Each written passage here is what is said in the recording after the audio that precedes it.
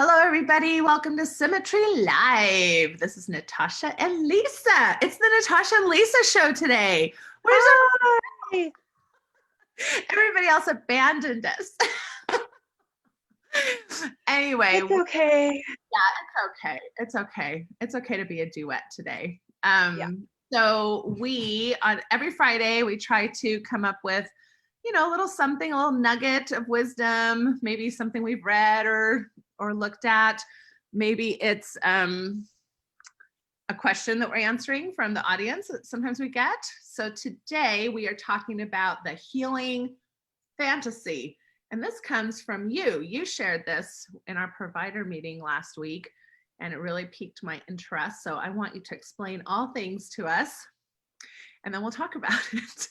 Okay. So this comes from a book called Adult Children of Emotionally Immature Parents, which is a book I recommend with an asterisk, because there are things I love about the book, and then there are some things that I would correct if given an opportunity.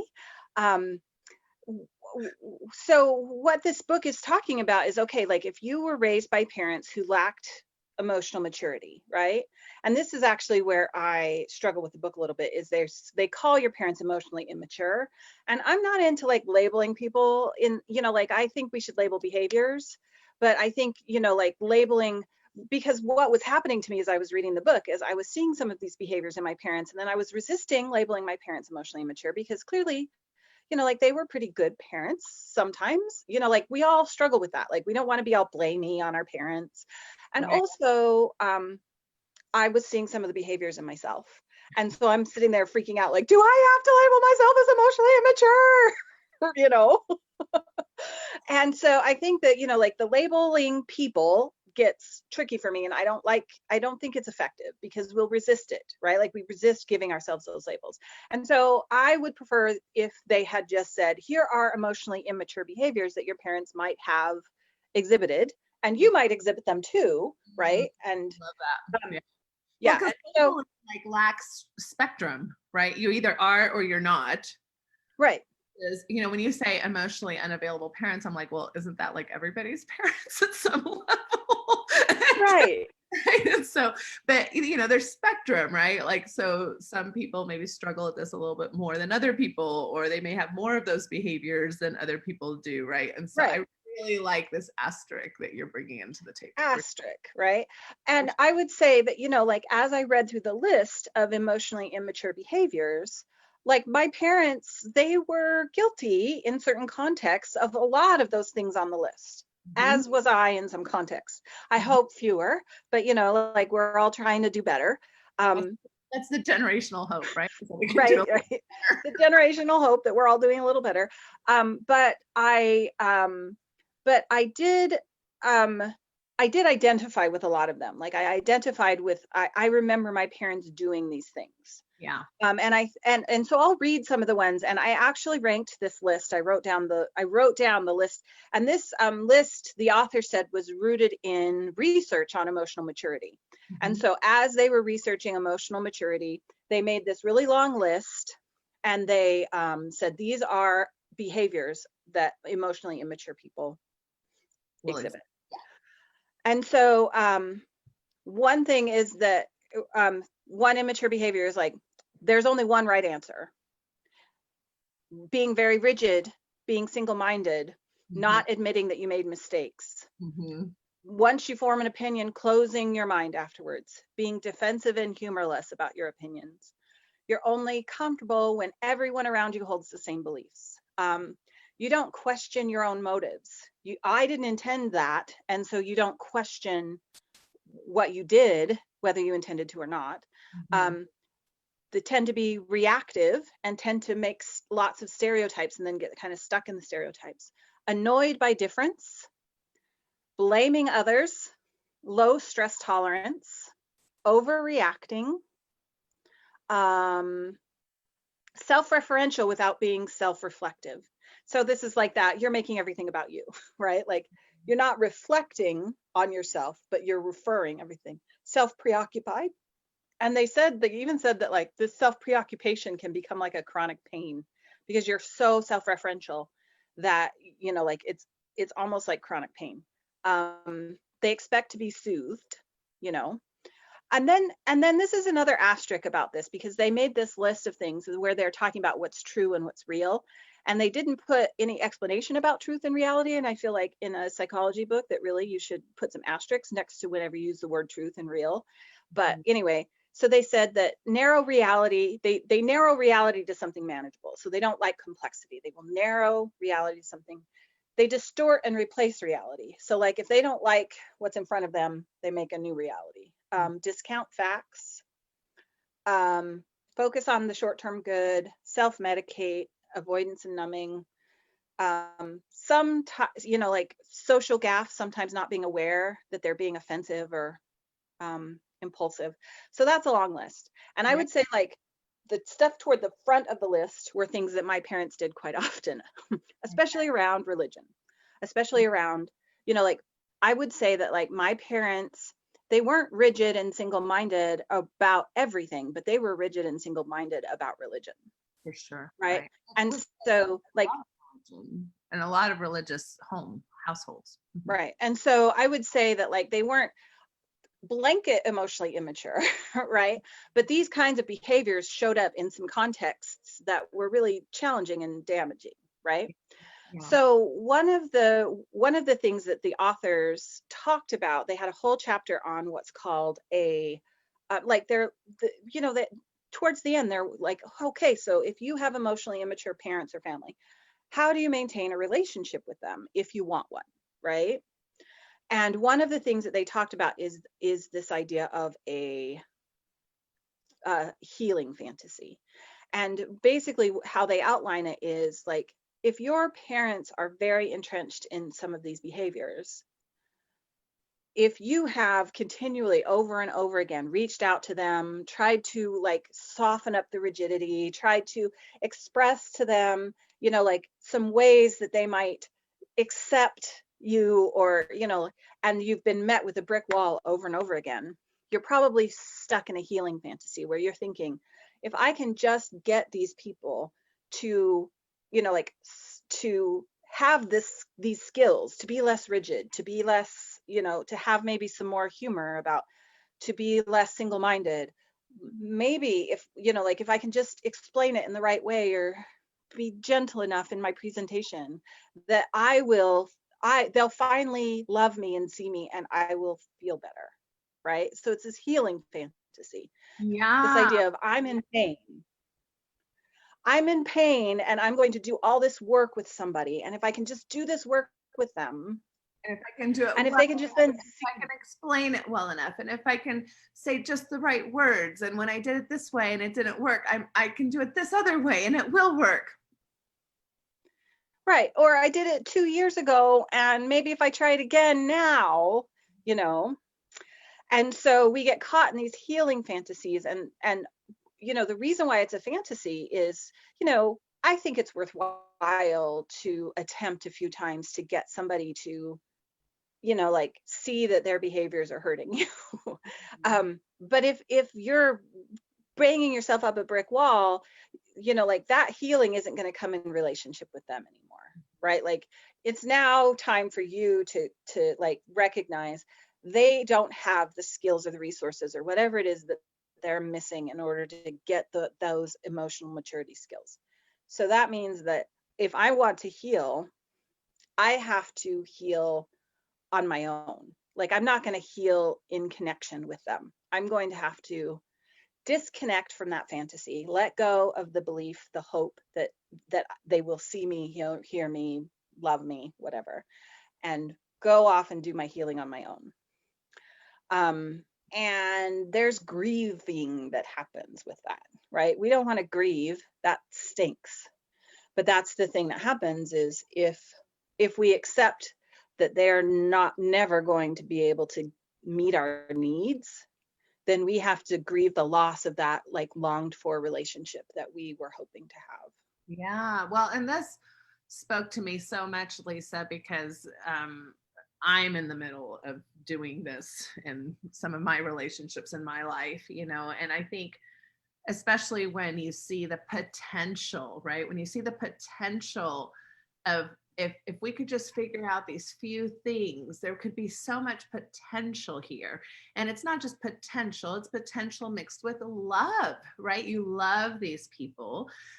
Because again, even though this is about parents, I think this could be true of a friendship or of a spouse or of an adult child, or, many, many ways that this can play out. Brother, sister, Siblings, cousins, whomever, right? And so it's like you see this potential and it's combined with love, and longing, which, is so interwoven with our pack animal selves, because we long for connection, that to really sever that hope or that dream or that desire is so painful. It's so like almost like out of this world, kind of like that can't really be the case, right? That I have to do this with my own mom, for example, or my own spouse, or that can't be the case. And so we continually reach out for that hope. And why it's not that we're stupid, that we're repeating ourselves or that we're banging our heads against the wall.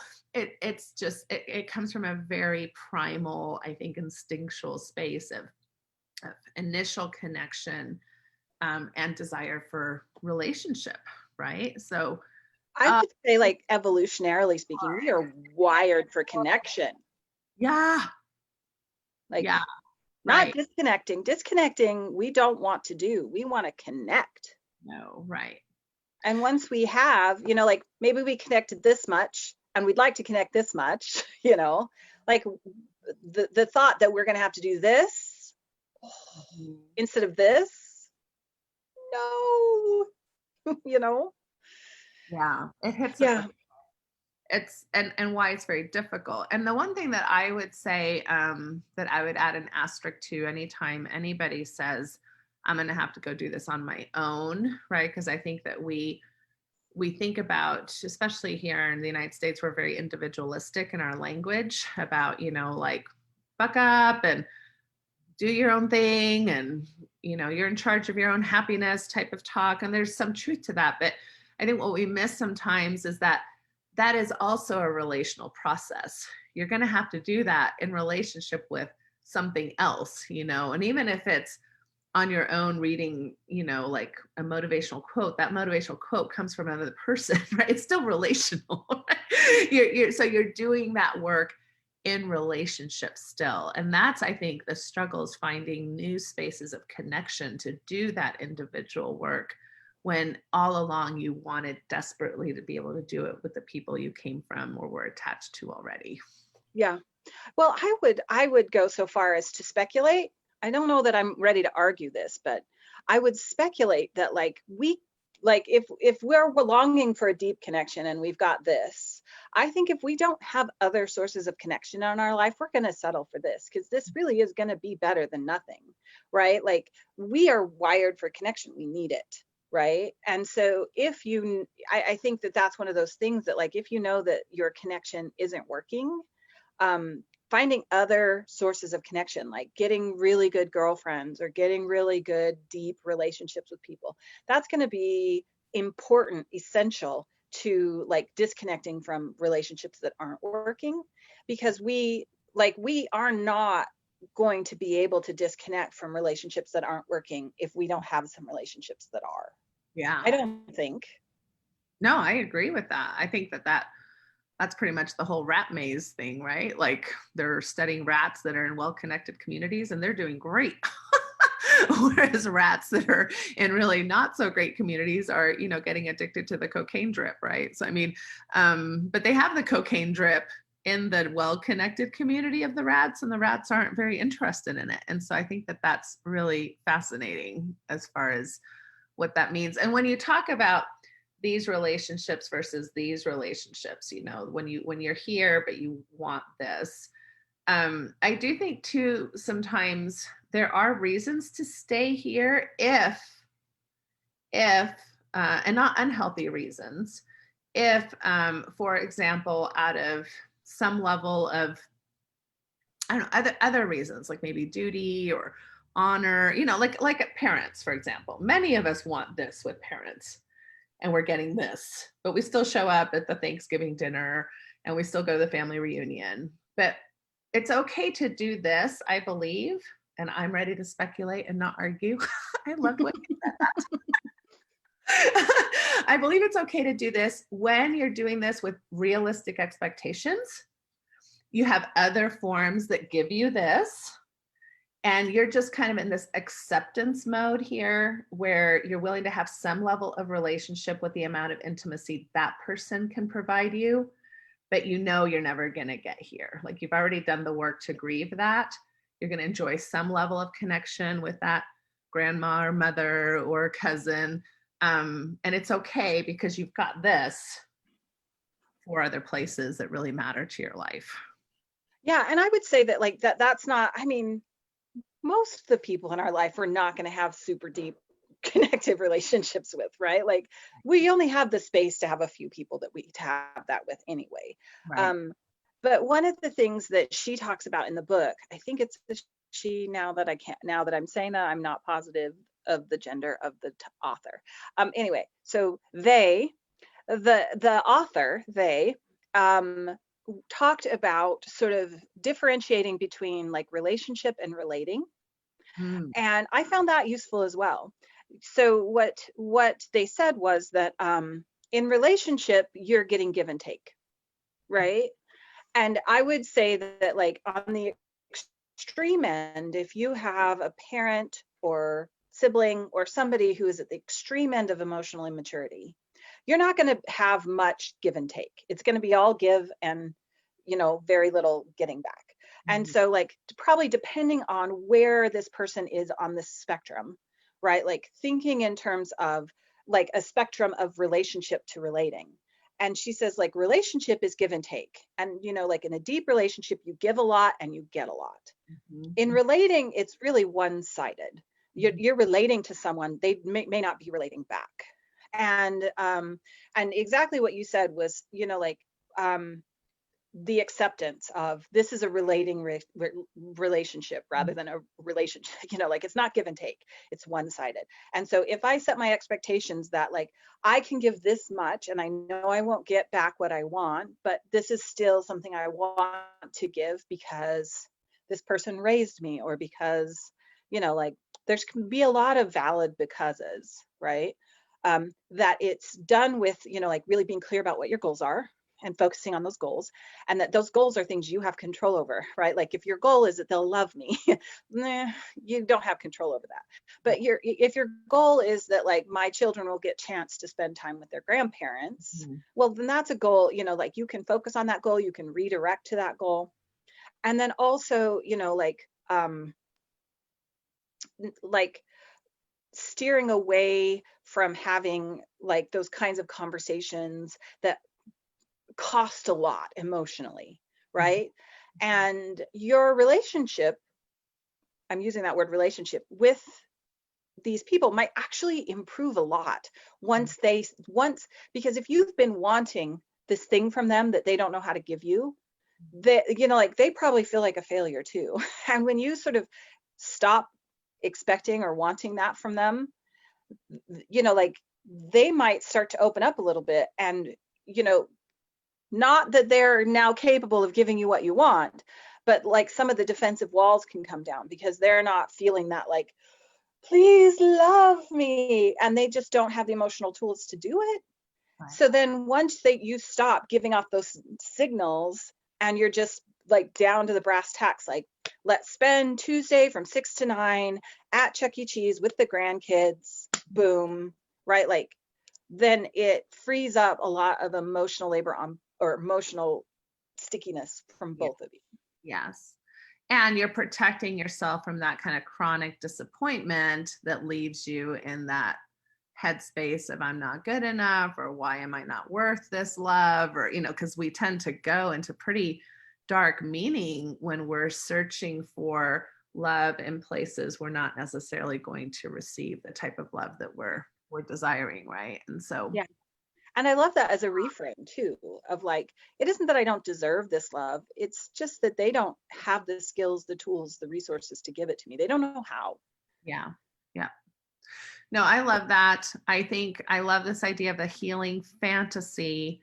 you know, when you're in a chronic kind of disappointment space with people that really matter to you, I guess the invitation here is to take a good look at that.